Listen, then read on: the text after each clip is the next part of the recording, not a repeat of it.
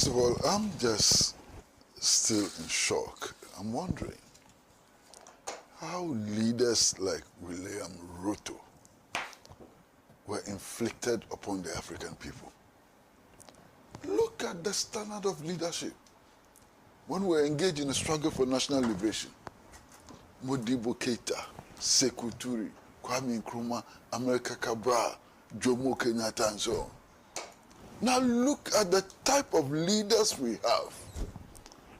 Rubbish! How did we inflict these kinds of leaders on us? And look, you cannot miss the irony. Here is William Ruto sending Kenyan police people to Haiti to maintain law and order, to restore a certain level of stability at the instigation of the United States of America. Look at his own country. How can this irony be lost on us? And I'm hearing all kinds of comments and so on. What happened?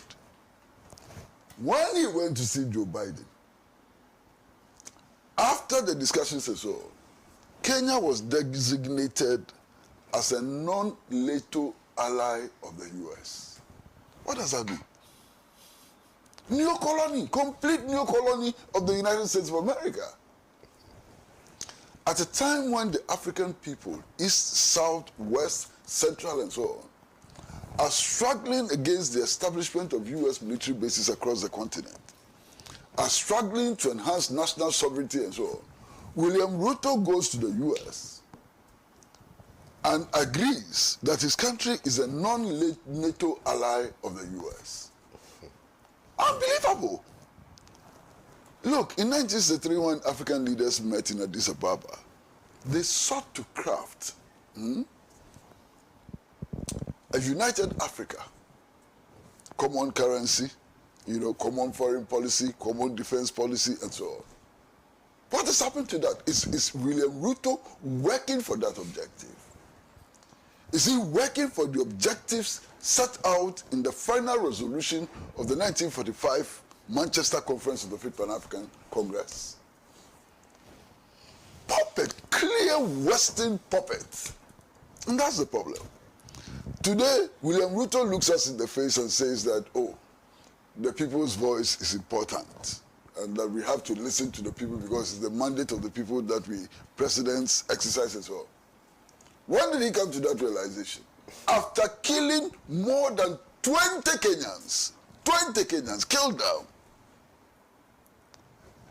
More than 100 Kenyans have been injured, some have lost their limbs and so on.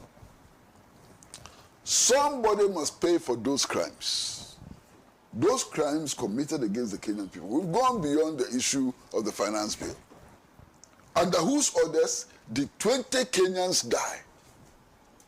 Under whose orders did more than 100 people suffer various degrees of injuries and so on? That's where we are today. And I'm so happy that the Kenyan people have decided that the demonstration continues unabated. And today, they are massing up in the streets, ready to demand full accountability from their government. Now, Kwame, look, our leaders, one of our problems is that our leaders have stopped thinking completely. They don't think anymore. These measures which William Ruto was introducing are impositions from the International Monetary Fund.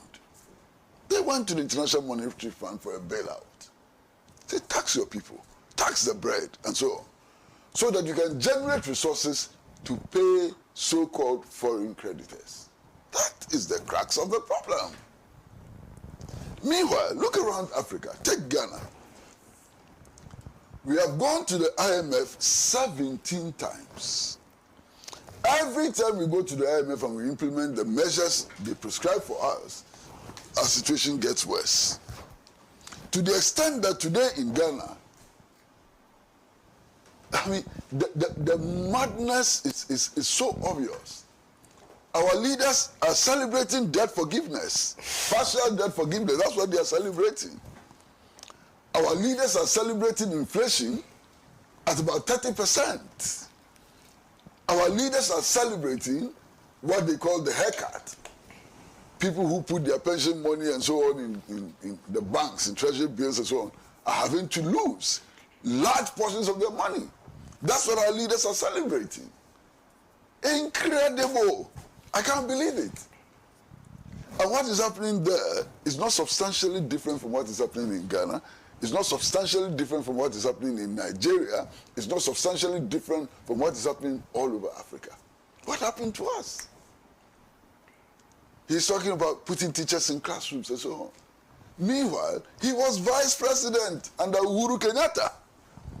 For how many years? What happened to teachers in classrooms and so on? Now you turn around after killing 20 innocent people whose only crime is that they stood up for their rights and so on. You're telling us about the need to put teachers in classrooms and so on. When did he realize that? Unbelievable. You understand? Completely unbelievable.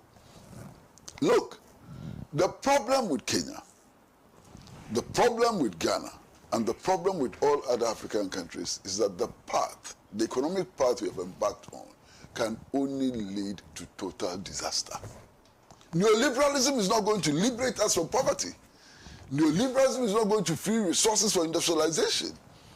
This neoliberal craze can only push us deeper and deeper into the hole. And that is what African leaders ought to realize. And if they don't realize, we the citizens have a responsibility to kick them out of office. And to bring... Hapa Ruto atakikani home and away. Ruto rejected. Home and away. Away. Nukumoto. Ruto hapa amekiona cha mtema kuni